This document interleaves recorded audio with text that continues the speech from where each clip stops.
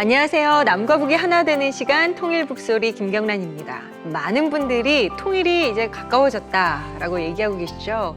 그래서 이 통일 이후에 남북의 사회문화 통합을 지금부터 좀 준비를 해야 할 텐데요. 자, 오늘 통일북소리는 인문학을 통해서 통일 이후의 남과 북의 통합을 연구하는 분들과 함께합니다. 건국대 통일인문학연구단의 정진아 교수님, 김종곤 교수님, 그리고 신호명 연구원 함께하셨습니다. 어서 오세요. 반갑습니다. 반갑습니다. 네. 통일 문제를 인문학적 관점에서 접근하고 연구하는 건국대학교 통일인문학연구단. 이곳에서는 국제 심포지엄과 학술회의를 개최하며 통일인문학이라는 생소한 학문의 이론을 체계화하는 데 힘쓰고 있습니다. 또한 시민대학과 통일음악회를 열어 국민들의 눈높이에 맞는 통일교육도 진행하고 있습니다. 오늘 소통, 치유, 통합의 통일인문학을 지향하는 건국대학교 통일인문학연구단의 이야기를 들어봅니다. 호명 씨는 뭐 익숙한 곳이죠? 네. 저희 방송 네. 반갑습니다. 시즌 1부터 이제 함께 해주셨는데. 사실 뭐 저는 보지는 못했는데 이 프로그램과 이렇게 함께 성장하시는 분들이 이렇게 있다는 게 굉장히 좀 뿌듯한데요, 저는. 그러게요. 네. 어떻게 지내셨어요? 저기 학부는 저 경영학과다 보니까 경영학 공부를 하다가 네. 어떻게 통일에 또 관심 갖게 돼가지고 지금은 건국대학교 통일인문학과 지금 석사과정을 지금 받고 있습니다. 와, 그러시구나. 우리 귀한 교수님 두 분을 오늘은 또 모시고 오셨는데, 네. 그러면 호명 씨께서 우리 교수님 소개 좀 해주세요. 네. 이 정진아 교수님은 생활문화팀이라고 지금 그 팀장을 맡고 계시는데 남북한의 생활을 비교해가지고 그거에 대한 분석을 해서 좀 더 우리가 이해하기 쉽게끔 다가가려고 하는 연구를 하고 계시고 네. 김정곤 교수님은 그러니까 치유개발팀 팀장이신데 하고 있는 일은 분단 트라우마에 대한 연구를 해가지고 그걸 좀 더 우리가 치유하고 그리고 개발 쪽으로 지금 연구하고 계십니다. 그렇군요. 자, 두 분 어쨌든 나와주셔서 감사드리고요. 먼저 정진아 교수님께 좀 여쭤볼게요. 통일인문학이라는 게 좀 생소해요, 사실. 예. 이것에 대해서 좀 우리가 일단 설명을 좀 들어봐야겠죠? 자세히 풀어서 설명을 부탁드립니다. 네, 보통은 통일을 생각을 할 때 정치 경제적인 통일이나 제도적인 통일 보통 그렇게 생각을 하기 때문에 통일을 다루는 사람들은 정책 담당자나 사회과학자들 아니야? 이렇게 생각들을 많이 하시는데요. 우리가 이제 독일 통일의 사례에서도 봤듯이 사람의 통일이 전제되지 않는 정치 경제적인 통일이나 제도적인 통일이 행복한 통일을 만들어갈 수 있을까 이런 고민을 좀 하게 되었어요. 그래서 인문학자들이 중심이 되어서 사람의 통일의 문제를 얘기하고 연구하고자 하는 것이 통일인문학이고요. 그래서 통일인문학에서는 남북한의 사람들의 사상 이념, 그다음에 정서와 문예, 생활문화 이렇게를 연구하고자 하고 있습니다. 그래서 팀도 저희도 이제 사상이념팀, 저희가 이제 생활문화팀인데요. 생활문화팀, 정서문예팀으로 나누어서 연구를 하고요. 분단 70년 동안 남북의 사람들이 어떻게 가치관이 변해 왔는지, 그리고 정서와 문예는 어떻게 변화해 왔는지, 생활문화는 어떻게 같고 또 달라졌는지 이런 것들을 연구함으로써 우리가 앞으로 통일을 지향해 나가는 데 있어서 사람의 통일 문제를 적극적으로 제기하고 연구하고자 합니다. 그것이 바로 통일인문학이라고 할 수가 있겠습니다. 그렇군요. 통일인문연구단이 어떻게 시작됐는지도 궁금해지네요. 네. 고난의 행군 시기부터 이제 북에서 오신 분들이 남한에 섞여 살게 되면서 사실은 북한 주민들을 저희가 예전에는 생각 속에서만 북한 주민이 있었는데 실제로 이제 접촉하는 계기가 생기게 된 거죠. 근데 어떤 분들은 북의 통일에 대해서 굉장히 적극적으로 사고하시는 분들도 오히려 북한 주민을 만나고 난 다음에 나는 생각이 달라졌어 이렇게 생각하시는 분들도 많아요. 호감에서 그게 비호감으로 전환되기도 하고 또 어떤 분들은 실제로 만나봤더니 오히려 통일해야 되겠다는 생각이 적극적으로 들더라 이런 얘기를 하셔서 사람의 통일 문제를 더 이상 미룰 수 없는 사안이다 이것은. 그래서 2008년 정도부터 건국대학교 문과대학 선생님들이 인문학자들이 주로 모여가지고 통일인문학이라는 아젠다를 가지고 연구를 본격적으로 우리가 시작을 해봐야 되겠다 이렇게 생각을 했고요.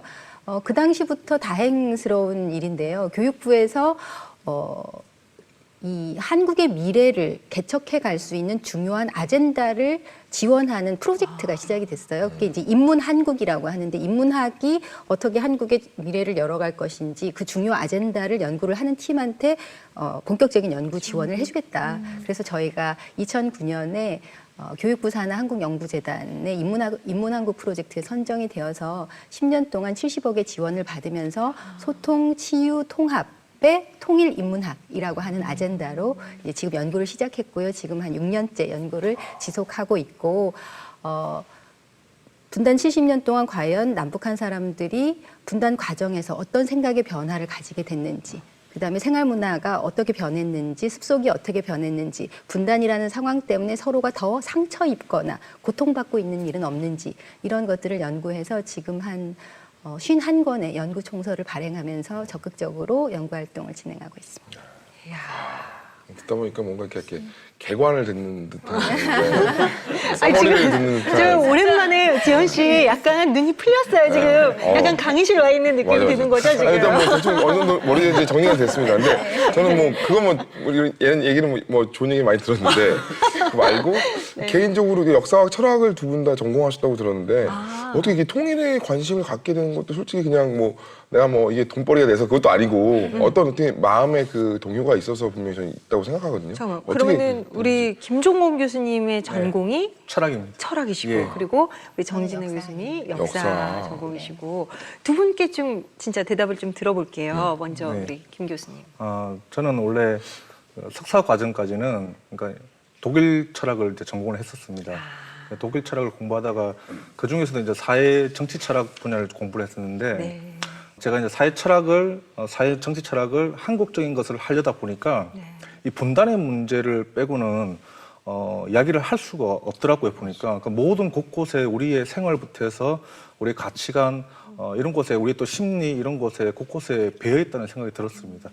우리는 일제 식민지부터 해서 분단 그리고 전쟁이라고 하는 어떤 상처의 역사들을 경험했고 그 상처의 역사가 계속해서 분단되어 있고 현재 일본과 계속 충돌하지 않습니까? 일제 식민지 청산이 안 됐기 때문에 이런 구조 속에 여전히 있기 때문에 단지 이데올로기가 아니고 그 이데올로기를 어떤 상처의 문제를 같이 결합시켜야 된다라는 생각을 좀 했었습니다. 그래서 이제 집단 심리, 그러니까 정신분석학적인 집단 심리를 결합해서 어떤 트라우마 쪽으로 이제 그리고 집단적인 트라우마 쪽으로 연구를 하기 시작했습니다. 그랬더니 연구를 해보니까 진짜 많이 연관돼 있죠. 예, 정말 맞습니다. 이 예. 한국인들의 심리와 예. 이 모든 어떤 기인되는 여러 가지의 그 나타나는 행동과 이 현상들이 정말 그것과 많이 네. 닿아 있는 것만 예. 같아요. 그래요.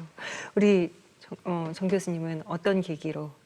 저는 한국 현대사 전공자거든요. 보통 한국 현대사 전공자라고 하면 1945년 이후에 그 한국사를 한국 현대사라고 얘기를 하는데 제가 주로 이제 박사 논문을 쓴 이제 주제는 이승만 정권기라고 하죠. 1948년부터 1960년까지의 사회경제적인 변화를 다루는 연구를 했었어요. 근데 이제 그 당시에 보면 분단과 전쟁이 끼어 있는 시기잖아요. 그 시기가. 그래서 특히나 더 그렇게 느껴지게 됐는데 저는 이 남북을 종합적으로 아우를 수 있는 한반도를 전체적으로 통으로 이해하는 그런 역사 연구를 하려면 남북한을 같이 알아야 되겠다. 이런 생각을 좀 많이 하게 됐고 그때부터 이제 북한 역사나 이런 쪽에 관심을 많이 가지게 됐습니다. 저는 좀 신나네요. 얘기들이 되게 흥미로워요. 근데 우리 저기 허명 씨 같은 경우도 경영학을 배웠잖아요. 근데 어쩌다가 독일 인문학 연구원까지 들어가게 그러니까 됐는지. 경영학이라고 하면은 사실 남한에서는 굉장히 이렇게 뭐 모집 인원수도 워낙에 많다 보니까 경영학과의 학생은 참 많고 그런데 굉장히 현실적이고 실제적인 어떤 그 삶에서 그냥 굉장히 그런 실제적인 삶을 살고자 하는 사람들의 집단 같은 느낌이 좀 들기는 하는데 통일 인문학 쪽에 어떻게 이렇게 닿아지게 되셨나 이 얘기인 거죠. 네, 맞습니다. 그러니까 저도 원래 뭐 현실적인 걸 되게 중요시하는 사람이 돼가지고 경영학과를 갔고 그리고 경영학과에서 현실적인 부분을 많이 또 배웠습니다. 배웠고 배우면서 한쪽으로는 늘 저한테는 갈등이 됐던 부분이 역사하고 철학이 늘 관심 갖게 됐고 저는 아시겠지만 북한에서 왔고 통일이라는 주제도 솔직히 저한테는 크게 다가오지 않은 주제였어요. 옛날에는 과거에는. 그러다가 공부하면서 통일이라는 주제는 저한테 되게 삶에서 떼놓을 수 없는 단어고 그리고 지금 또 멀리도 아니 가깝게 우리 건대에 통일인문학과가 있어가지고 네, 더 쉽게 전공 전환이 가능했던 것 같아요. 그러니까 살다 보면은 선택을 자유롭게 할 수 있다는 뭐 그런 이야기를 해드리고 싶습니다. 그래, 우리 아까 소개를 해주셨듯이 이제 정 교수님께서는 생활문화팀장으로 계세요. 네. 그곳에서 뭐 어떤 일을 하는 건가요? 예, 뭐 아까 전에 말씀드렸듯이 저희 통일인문학연구단에는 연구팀이 3팀이 있어요. 사상이념팀이 있고 정서문예팀이 있고 생활문화팀이 있는데 생활문화팀에서는 남북한 주민의 생활문화를 비교하기도 하고 그다음에 코리안 디아스포라의 생활문화 속에서 우리가 좀 배울 수 있는 점 그리고 코리안 디아스포라는 해외에 있다 보니까 조국이 그냥 둘이라고 생각을 해요. 내 조국을 어느 하나를 선택해야 되는 문제가 아니라 내 조국은 둘이고 둘 다 굉장히 애정을 가질 만한 점이 있다. 이런 자세는 저희가 좀 배워야 될 부분이라고 생각을 하는데요. 그렇게 남북 주민의 생활문화, 코리안 디아스포라의 생활문화의 특성을 좀 이해하고 서로 차이와 공통점을 찾아보기도 하고 그 속에서 문화 통합을 한다면 이런 방식으로 조금 문화 통합이 가능하겠다. 우리 통일문화라는 건 이런 식으로 만들어 볼 수 있겠다. 이런 연구를 진행을 하고 있고요. 굉장히 이후에는 남북의 웃음 코드, 이제 지원 씨 관심이 많으실 텐데 남북의 웃음 코드라든지 남북의 놀이문화, 남북의 아파트, 사실 남북한 주민들이 아파트 굉장히 선호하거든요. 근데 그런 이유는 무엇일까? 뭐 이런 것까지 같이 아울러서 연구를 좀 흥미로운 연구들을 많이 진행하려고 말씀을 합니다. 하셨는데 뭐 영상 자료 같은 것도 굉장히 많고 또 저희도 개그맨이다 보니까 이 코미디 부분에 대한 영상 자료도 많이 있다고 얘기를 들었어요. 네. 북한의 코미디에 대해서 조금 이렇게 소개를 해주실래요? 네, 저희는 하여튼 남북의 웃음 코드를 비교하는 것도 굉장히 중요하겠다 이런 생각을 해서 남북의 만담이라고 하죠. 북에서는 재담이라고 하는 네, 것 재담, 같은데 재담을 이제 TV에 나오는 이제 재담 프로그램을 저희가 이렇게 정부의 허가를 얻어서 이제 판매하는 팀들이 있어요. 네. 이제 그 팀들한테 이제 정식적으로 허가를 받아서 이제 구입을 해서 그 재담들을 쫙 이렇게 모아가지고 학생들한테 이제 교육 컨텐츠로도 활용을 하죠. 학생들은 사실은 그냥 이러이러하다 설명을 들어가지고는 잘 몰라요. 남북의 코미디를 이렇게 딱 비교해 준다거나 어디서 빵 터지는지, 왜 빵 터지는지 이런 것들을 비교해 주면 학생들이 이게 좀 차이군요. 이건 좀 비슷하군요. 이걸 금방 감성적으로 이해하더라고요. 그래서 이제 재담들을 많이 수집을 하고 있는데 북에서 온 사람들한테 물어보면 오히려 서울의 달, 우차사 프로그램을 예를 들면 서울의 달이라든지 모란봉 홈쇼핑 이런 식의 약간 상황 설정이 돼 있으면서 약간 이제 거기에 사람들이 말로 그걸 풀어서 웃기는 그런 만담형 프로그램은 오히려 이해하기가 쉽죠. 약간의 어려움만 있는데 예를 들면 그 테니스 테니스. 같은 프로그램은 정말 이해하기 어렵다고 그쵸. 그래요.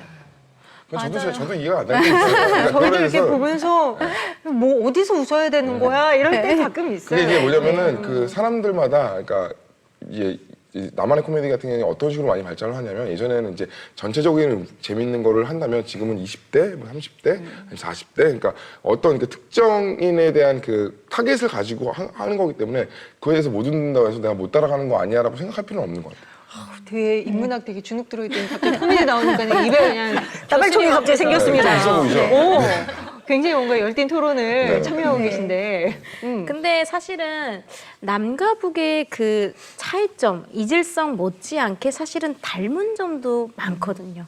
그거 보고 이제 우리가 공통점이라고 하는데 네. 우리가 분단이 너무 오래 돼 있어서 이제 서로 다르게 또 같지만은 좀 표현의 방식이 다르게 쓰는 거 있지만 연구하는 과정에 그런 부분 가중에서 그래도 뭐 따로 있긴 했지만 이건 너무 닮았다 같은 거 있잖아요. 네. 그런 부분이 있었나요 혹시?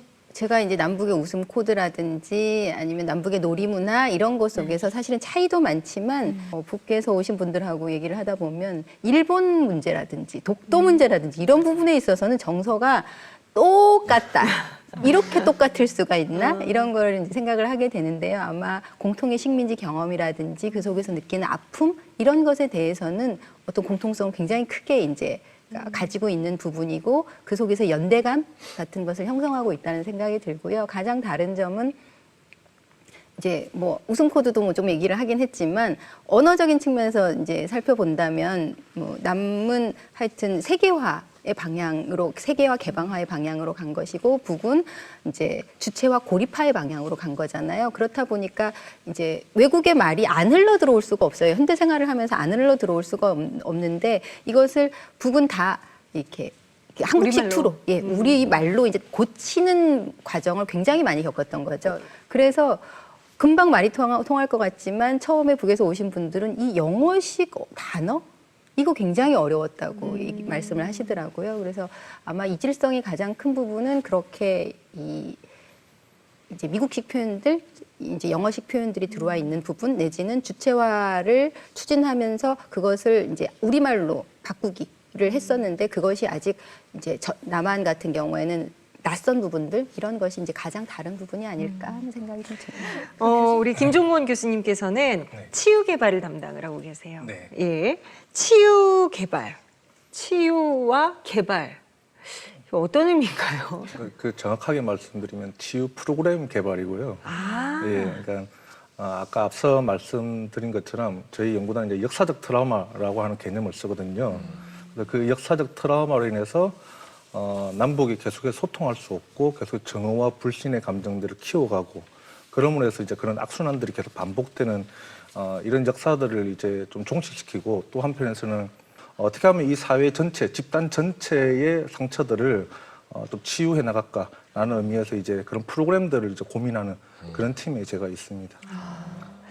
그래요. 아까 좀 이렇게 살짝 얘기를 해주셨긴 했지만 남과 북의 사람들에게 역사적 트라우마가 있다 이런 얘기를 해주셨는데 좀 그 부분에 대해서 설명을 좀 들어보고 싶거든요. 역사적 트라우마라고 하는 거는 뭐 트라우마라는 단어는 다들 익숙하시잖아요. 그렇죠. 그래서 우리말로 하면 상처, 뭐 상흔 이렇게 이제 번역을 하기도 하는데요. 개인의 어떤 살아가면서 어떤 충격적인 사건을 경험하거나 비극적인 사건을 경험하고 나면 우리는 어떤 상처를 이제 안고 살아갑니다. 근데 이제 뭐 어떤 상처는 기억을 하고 있어도 안고 살아갈 수 있는 거고 또 어떤 상처는 그 상처를 떠올릴 때마다 그 과거의 그 경험을 다시 재반복하듯이 그런 어떤 감정의 상태를 보이거든요. 그런 걸 이제 외상후 스트레스 장애라 하기도 하고 외상후 증후군이라고 이야기를 하기도 합니다. 한국 사람들이 보게 되면 남북 관계 속에서 또는 남남 갈등 속에서 이런 트라우마적인 모습들이 트라우마로 인해서 발생하는 그런 외상후 스트레스 장애와 같은 비슷한 모습들이 이제 보인다라고 하는 지점에 저희가 이제 착목을 했던 겁니다. 그런 의미에서 이제 이게 트라우마와 굉장히 유사한 거구나. 그런데 어떤 사건 때문이냐 보니까 분단이라든지 일제 식민지라든지 이런 역사적 사건과 관련되거나 그런 의미에서 역사적 트라우마다라고 이제 쓰긴 했는데요. 근데 여기서 중요한 거는 이겁니다. 그런 식으로 우리 속에서 가지고 있는 북이라고 하는 남과 북 속에 갖고 있는 충동적이고 즉각적으로 드러나는 그런 반응들이 평소에는 합리적으로 살다가도 그런 북과 관련된 사건만 발생하거나 또 북과 관련된 생각만 떠올려도 즉각적으로 반응한 그런 부분들을 이제 저희가 이제 역사적 트라우마라는 개념을 쓰고 있고 그에 대한 치유를 이제 고민하고 있습니다. 조금 저희가 이렇게 좀 끌어안고 있는 이 트라우마를 해결하기 위해서는 뭐 어떤 노력을 해야 할까요? 일반적인 트라우마도 마찬가지입니다. 트라우마를 경험한 사람들 1차적으로 그 가해자, 피해자가 있지 않습니까? 그러면 가해자, 피해자를 분리하는 것이 제일 중요합니다. 안전하게 만들어 놓는 게 제일 중요하거든요. 그렇다면 제가 방금 말씀드렸던 그 역사 트라우마라는 개념 자체가 어떻게 보면 이데올로기라는 문제, 분단의 이데올로기, 적대성을 계속 생산하는 심리의 문제라고 한다면 그 심리를 완화해 줄 수 있는 언어들을 사용할 수가 있어야 됩니다. 그러려면 남과 북에 대해서 우리가 역사 속에서 서로가 지어왔던 그 역사도 이야기할 수 있어야 되고 또는 남북의 어떤 정서 통합도 얘기할 수 있어야 되고 또는 민족 공동체에 대한 회복에 대해서도 충분히 안정적으로 이야기를 할 수 있어야 됩니다. 그러면 지금보다도 물론 이만큼 많이 민주화됐지만 그런 이야기가 어떤 다양성 속에서 이야기될 수 있는 그런 사회적 구조를 일단 1차적으로 만드는 것이 무엇보다 중요하겠죠. 그리고 나서 이제 또 한편에서는 이 문제는 저희는 이제 신체적인 문제라 보고 있거든요. 그러니까 의식의 문제뿐만 아니라 무의식적인 거, 그다음에 신체 전체의 문제라고 보고 있습니다. 그러니까 신체 전체를 바꿔 나가야 되는 문제이기 때문에 교육이라든지 또는 뭐 저는 개그도 좋다고 생각합니다. 그 개그라든지 이런 전반적인 문화적인 측면에서도 계속해서 이제 어떤 프로그램들이 계속 양산돼야 되겠죠. 그러니까 이전과 다른 그런 적대성의 언어를 사용하지 않는 상생과 연대의 언어를 사용하는 그런 프로그램들을 좀 만들어가는 게 필요하겠다고 생각합니다. 근데 김 교수님이 그 수많은 프로그램을 개발하고 계시는데 김 교수님도 중심으로 탈북 대학생들의 이제 성공과 사례를 엮어서 네. 책을 이제 하나 이제 엮으셨다고 네. 들었는데 사실 그 교수님이 딱 보시기에 아 탈북 대학생들이 이제 여기 진짜 온전한 대한민국 국민으로 성공할 수 있게 정착을 하려면 네. 뭐가 우선이어야 되고 어떻게 해야 돼 하는 뭔가 이제 경험담이나 갖고 계시는 연구나 뭐 그런 게 있으시면 부탁 좀 드릴게요. 그러니까 저희가 이제 아까 저희 연구소가 이제 한 6년 정도 됐는데요. 그러니까 처음 그러니까 3년 동안은 해외 디아스포라뿐만 아니라 탈북민에 대한 어떤 설문조사도 하면서 이분들이 어떤 부분에 있어서 좀 힘들고 어떻게 하면 이것을 좀 극복할 수 있을까라는 조사들을 연구들을 계속 진행해 왔습니다. 그리고 이제 얼마 전에는 이제 탈북민의 적응과 치유라고 하는 책을 한 권 냈는데요. 그 책에 그 기획이 그렇습니다. 그러니까 이전에는 어떤 문제가 있어서 힘든 부분들이 뭐냐 이런 것을 찾았다면 이제는 이제 적응을 잘했다라고 생각되는 적응을 잘했다고 판단되는 사람들을 찾아서 그 사례를 뽑아내서 이것을 이제 한국 사람들도 보여주고 그다음에 이걸 탈북민들한테도 보여주면서 요것을 어떻게 뭐랄까요 하나의 교훈이라 그럴까요? 좀 교훈 삼아서 탈북민 적응하는 데 좀 도움이 되지 않을까라는 이제 기획의 속에서 이제 그 연구를 시작했고 책으로 이제 결과물을 내놨습니다. 서로가 차이가 있다는 거 있지 않습니까? 그러니까 너와 나가 다르다는 거, 그 다르다는 것을 적극적으로 인정해내는 과정이 오히려 탈북민들이 더 여기 속에서 소위 말하는 적응을 할 수 있는 그런 힘을 제공하지 않을까라는 생각을 하게 됐고 그런 방향에 맞춰서 이 연구를 계속해서 진행해 왔었습니다. 또 얘기를 들어보니까 우리 호명 씨도 이 책을 만들 때 또 많은 도움을 주고 또 같이 만들었다고 또 얘기를 들었는데 이 책의 사례에서 나온 것처럼 이 탈북 청소년들의 적응과 치유에 관한 거에서 이 하나님의 그 신앙이 굉장히 많이 도움이 됐다고 얘기를 들었는데 어느 정도 도움이 되나요? 저의 얘기를 한다고 하면은 처음에 저도 뭐 아까 얘기한 것처럼 경영학과였고 먹고 사는 게 저도 상당히 중요했고 내가 적응하는 게 결국에는 다른 사람한테도 긍정적인 영향을 준다고 생각했기에 나의 앞길만 보고 갔어요. 그러다가 진짜 하나님의 사랑에 대해서 알게 됐고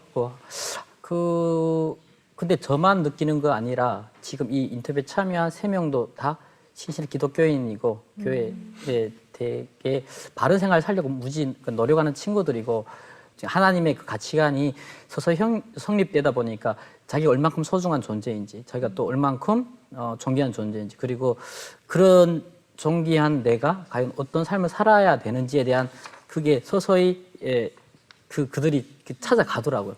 그래가지고 그 과정 속에서 참 이 친구들을 보면서 저도 뭐 그 사람들을 보면서 인터뷰하면서 간접적으로 많이 배웠어요. 개인적으로. 그리고 이렇게 다양한 긍정적인 사례들이 참 많이 나왔으면 좋겠다 하는 바람도 있고 그리고 그러니까 그 신문이나 언론 지상에 보면은 적응을 못한다 안 좋은 뉴스는 상당히 많잖아요. 그런 부분에서 좀 이 책은 좀 남다른 책이 아니었나. 그리고 그러니까 희망이 없는 곳에서 희망을 찾아가는 그런 책이어가지고 더 저도 뭐 이 책 만들면서 되게 많이 감사했던 것 같습니다. 사실 호명 씨가 지금 뭐 경영학을 공부하고 지금 이게 전공을 바꿨잖아요. 근데 그 부분을 공부한 것도 솔직히 이유가 있을 것 같아요. 왜냐면 그 부분을 공부를 먼저 하고 이 부분을 공부한 거는 나중에 이제 통일 이후에 아마 북한 주민들이나 북한 이 탈북 우리 그 주민들에게 많은 도움이 되지 않을까라는 그런 생각이 드는데 저는 그게 굉장히 궁금해요. 이 인문학 공부하시면서 정말 이 통일 인문학이라는 것을 정말 하나님이 어떻게 사용하고 계신다는 거를 솔직히 개인적으로 깨닫는 부분이 좀 있다고 좀 믿거든요. 근데 그런 것 부분을 좀 나눴으면 좋겠어요. 솔직히 내가 경영학을 공부했으면은 한 부분을 봤을 거예요. 근데 통일 인문학이라는 거는 아까 얘기한 것처럼 역사, 그러니까 우리가 식민 역사부터 현재 역사까지, 그러니까 저도 북한에서 북한 역사는 그 공부를 잘 안 해가지고 되게 미약해요. 그리고 지금 현재 북한 역사를 상당히 많이 배우고 있어요. 학교에서 그리고 많이 배우고 있고 철학도 뭐 우리가 뭐 막세 자본론이라든가 뭐 주체 사상이라든가 뭐 김성주의라든가 이런 거 말로만 들었지 내가 실질적으로 그거를 책을 펴가지고 한 페이지 넘겨보지는 못했어요. 그냥 주체 사상은 뭐다, 김일성주의는 뭐다 한 줄로만 제가 봤지. 그리고 막스 자본론은 뭐다라고 한 줄로만 내가 그냥 이렇게 키워드만 기억하고 있지 깊이 이해 못했어요. 왜냐면 그리고 또 그게 또 이해하는 게 북한 현재 살고 있는 북한 주민들 이해하는데 상당히 도움이 된다고 생각하고 있어요. 왜냐하면 그들이 그 문화와 그 정서 속에 살고 있어요. 저도 지금 탈북한 지 10년 되다 보니까 지금 정체성 혼란이 많이 오는 시기이기도 한데, 근데 제 리마인드 시킨다고 할까? 나에 대해서 다시 한번 돌이켜 보기도 하고, 북한 주민들 과연 또 어떻게 생각하고 있는지, 현재 또 어떻게 생각하고 있는지에 대한 그런 연구가 네, 필요하다고 생각하고, 지금 이게 자체가 하나님의 주신 저의 사명이 아닐까. 왜냐하면 이게 대부분의 남한에 계시는 분들이 북한 사람을 보는 거하고, 북한 사람이 북한 사람을 보는 거하고, 북한 사람이 여기 탈북민이 남한 사람 보는 거 또 다르다고 생각되거든요. 왜냐하면 다양한 위치에서 다양한 연구들이 일어났을 때 통일의 외에 그 완충작용이 되지 않을까라는 저 개인적인 네, 소망입니다. 그래요. 그 통일인문학 연구단의 모토 중에 하나가 사람의 통일을 준비하는 통일인문학. 맞지요? 네. 교수님들 앞이니까 용어 하나하나가 네. 혹시 순서 바뀔까봐 걱정이 되는데, 사람의 통일을 준비하는 통일인문학. 뭐 이념적, 뭐 경제적, 뭐 정치적, 뭐 이런 통일들도 참 골치 아픈 문제긴 하지만, 어떻게 보면 이 사람의 마음을 얻는 것처럼 어려운 일이 없다라는 얘기도 하는데요. 사람의 통일을 준비한다라는 게 진짜 이게 얼마나 어려울까라는 생각을 하게 되거든요. 근데 세 분께서 준비하시는 분들이니까 좀 여쭤보겠습니다. 사람의 통일을 이룬다라는 거는 뭘까요? 사람의 통일한 것을 저희가 인문학적 차원에서 연구한다고 말씀을 드렸었는데요. 그래서 이제 좀 이런 생각을 했으면 좋겠습니다. 통일을 한다 하면 남과 북, 어쨌든 남과 북이 만나는 건데, 만남은 항상 둘을 전제하지 않습니까? 너무 철학적으로 가나요, 또? 근데 둘이 만남 속에, 근데 이 둘이 너무나 기괴한 타자죠. 그러니까 절대 이해할 수 없는 타자입니다. 그러니까 그냥 낯선 타자가 아니고요. 아까 제가 말씀드린 공포스럽기도 하고 또 기괴한 타자입니다. 그래서 저희는 이제 타자의 타자성이라는 개념을 쓰기도 합니다. 그러니까 절대 알 수 없는 타자다. 이것을 이제 좀 전제하는 게 필요하거든요. 그래서 일단 저희가 한편에서 그래서 소통을 할 때는 그걸 먼저 전제하고 만나야 된다.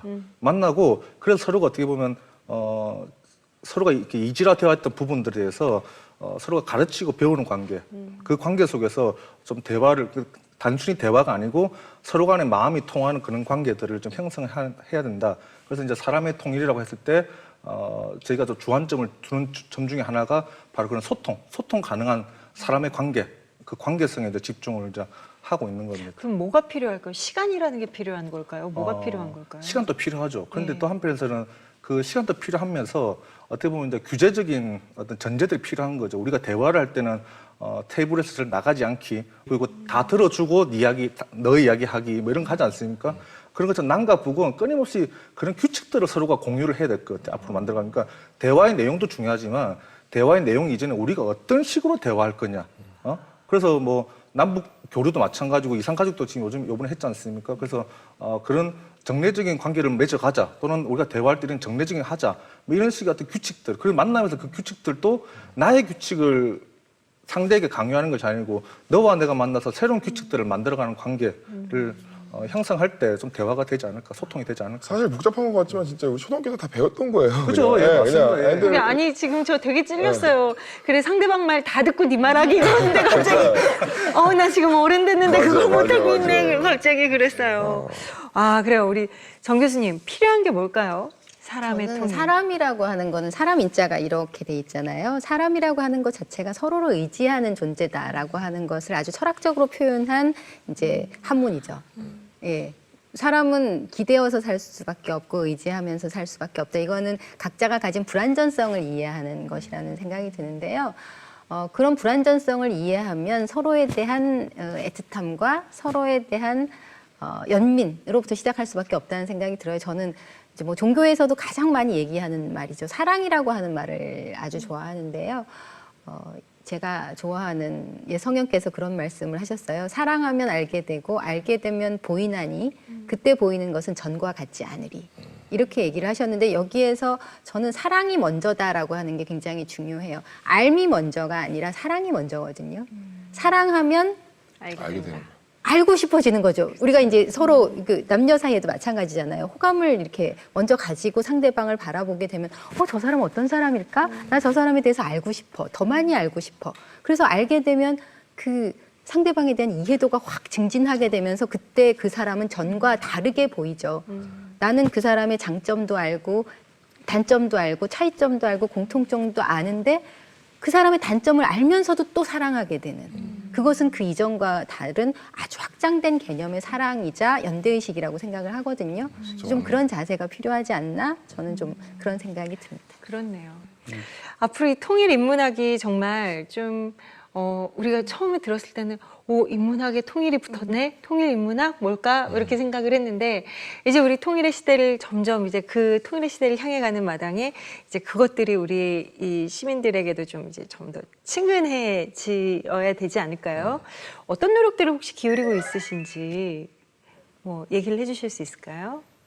시민들을 대상으로 해서 저희가 사실은 대학이라고 하는 게 예전에는 대학 자체로 굉장히 권위를 갖고 특권을 가진다 이렇게 생각을 많이 했었어요. 지금은 대학이 그런 권위적이고 폐쇄적인 그런 방식에서 벗어나서 점점 시민들에게 다가가고자 하는 노력을 굉장히 많이 해요. 그래서 이제 시민대학이라고 서울시하고 연계해서 서울시민대학이라고 하는 것을 저희가 이제 개최하고 있고 그 안에서 통일인문학 강좌도 진행을 하고 있고요. 찾아가는 통일인문학이라고 해서 중고등학생들을 대상으로 해서 요즘은 창의체험활동이라고 하는 게 있어요. 그리고 선생님들도 인문학적으로 사유하는, 그러니까 생각하는 생각의 폭을 넓히는 것이 학생들한테 얼마나 중요한지. 입시 중심에 막 시달리다 보면 생각의 폭이 좁아지잖아요. 그쵸. 책은 많이 읽는다고 하더라도 생각을 폭넓게 할 수 있는 그런 기회가 적어서 그런 기회를 통해서 이제 선생님들이 학생들의 인식의 폭을 넓혀주시려고 하는데 통일이라고 하는 문제도 굉장히 미래 세대한테는 중요한 문제인데 그런 문제를 누군가가 와서 얘기를 해줬으면 좋겠다. 그래서 저희가 찾아가는 통일인문학, 찾아가는 청소년 통일인문학이라고 해서 직접 이제 학생들을 만나러 가요. 그래서 교실들을 곳곳에 방문을 해가지고 저희가 이제 학생들한테 식민과 이산의 경험, 전쟁과 어떤 분단의 경험, 그 속에서 고통받고 있는 사람들의 얘기를 주로 많이 하죠. 그런 것들을 많이 하면 학생들이 굉장히 인상 깊게 듣고요. 그렇죠. 그리고 적극적으로 관심을 가지고 저희 미래 세대가 적극적인 역할을 해야 될 것 같습니다. 그래서 메일도 많이 보내고 편지도 보내고 진로도 저는 그쪽으로 가고 싶은데 어떻게 하면 될까요? 좋네요. 이렇게 적극적으로 연락을 주는 학생들도 맞아요. 그 나이에 그 학생들이 정말 스펀지 같잖아요. 이게 정말 이렇게 부여해 주는 대로 그것들을 쫙쫙 흡수하는데 정말 이 소중한 통일 의식 그리고 이 통일에 대한 열망들과 왜 우리가 이런 민족인지에 대한 정체성과 이런 것들에 대해서 알려주는 건 정말 소중한 작업이라고 생각합니다. 그래요. 세 분 끝으로 통일 이후의 계획을 한번 여쭤보려고요. 뭐 하실 것 같으세요, 우리 김 교수님? 일단 통일이 제가 대학을 떠나기 전에 만약 통일이 되면 계속 연구를 하겠죠. 그렇죠. 그러면 저는 여전히 아까 말씀드렸다시피 통일 이후의 과정이 더 중요하다라는 생각을 합니다. 그래서 남북 주민들의 통합 방안에 대해서 저는 계속해서 연구를 할 거고 아니면 제가 나이가 들어서 통일이 된다면 북쪽 지역을 한번 일주를 한번 하고 싶어요. 여행도 하고 싶고 특히나 이제 바닷가 쪽에 가서 좀 쉬기도 하고 이런 그래서 우리가 가보지 못했던 늘 안타깝게 이쪽 휴전선을 통해서 보거나 또는 연변을 통해서 도망강 쪽에서 봤던 그 북쪽이 아니고 직접 내가 땅을 딛고 갈 수 있는 그 지역들을 한번 여행을 하는 뭐 그런 계획을 그냥 해봤습니다.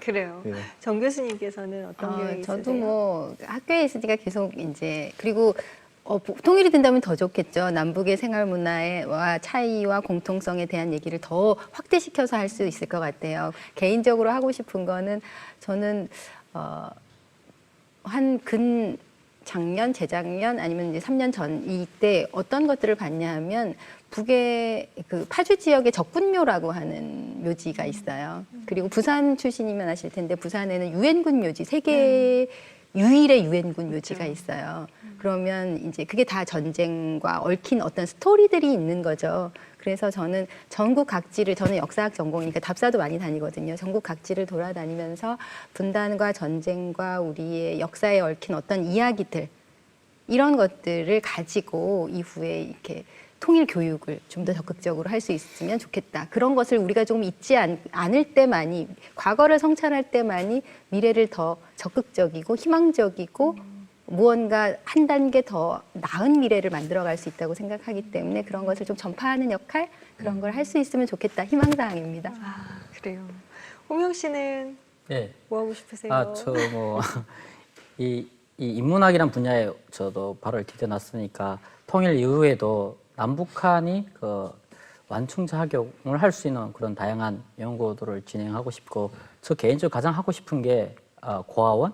어찌 보면 지금도 북한에서 수많은 고아들이 있는데 그 친구들한테 꿈과 희망을 주는 그런, 고아원이란 단어 쓰는 건 좀 그렇긴 한데 그들이 꿈의 학교를 만들고 싶은 그런 마음이 있습니다. 저희 꿈입니다. 아유, 감사합니다. 그런 꿈을 꿔주셔서요. 네. 참 인문학 교수님들께서 이런 준비를 해주셔서 정말 감사해요. 네. 왜냐면 이 한민족이 갖고 있는 여러 가지, 우리 안에 이 뼛속 깊숙이 숨어 있는 여러 가지 것들에 대해서 이렇게 찾아주시고, 그것들을 또 엮어주시고, 또 그것들이 무엇과 닿아 있는지를 우리에게 연구해 주시고, 이런 작업들이 나중에 통일 이후에 엄청 훌륭한 자료가 되겠구나. 정말 이 자료들 덕분에 우리는 혼란을 줄이고 진짜 우리가 더 그 통일의 기쁨 속으로 더 빨리빨리 달려갈 수 있게 되겠구나. 그런 생각이 들어서 우리 인문학 교수님들께서 이렇게 수고해 주시는 것에 대해서 진짜 감사한 마음이 되게 많이 들었어요. 네, 세 분 나와주셔서 정말 감사합니다. 앞으로도 왕성한 연구 부탁드리겠습니다. 감사합니다. 네, 남과 북이 하나 되는 시간 통일북소리, 오늘 시간은 여기까지입니다. 저희는 다음 주에 다시 찾아오겠습니다. 고맙습니다.